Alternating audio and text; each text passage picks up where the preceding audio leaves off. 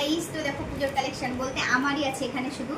তো তোমরা দেখে নাও একটু ঝটপট আর কেমন হয়েছে বলবে। ওকে, এই দেখো একখানা, দেখো আগমনী বাসন্তী, কাঁচরাপাড়া থেকে নিয়ে এসেছে এটা আমার হাজবেন্ড। এই দেখো একখানা শাড়ি, শুধু তোমরা কমেন্ট করবে ওকে কেমন হয়েছে। আর এই দেখো একটা বালাজি থেকে, দেখো বালাজি কালেকশন, বালাজি থেকে শুধু এই শাড়িটাই নেওয়া হয়েছে, আর বাদ বাকি এমনি সালোয়ার। তো এই দেখো একটা, কেমন হয়েছে বলবে ওকে। আর এই দেখো আরেকটা, দেখো এই যে আধুনিকা কোহেলি বিশ্বাস। এখানে আমি দেখলাম কালেকশানগুলো কীরকম, তো জানি না, তো আজকে আমি গিয়েছিলাম। তো দেখো এই দেখো একটা 3 পিস নিয়েছি, কালারটা কেমন হয়েছে আর এটা কেমন হয়েছে বলবে। এই যে এরকম কালার। তো এটা গেল। আর কিছু আছে বালাজির কালেকশন। এই দেখো একটা টপ আর একটা প্যান্ট, এই যে আর একটা টপ,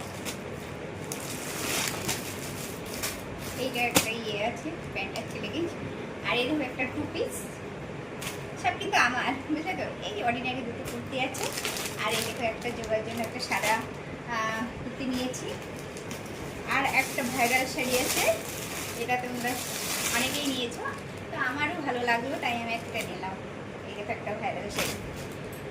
আর এইগুলো অর্ডিনারি বলতে এর ভেতরে আমি সিলেক্ট করতে পারছি না কোনটা আমি পরবো, মানে অষ্টমী দিনকে।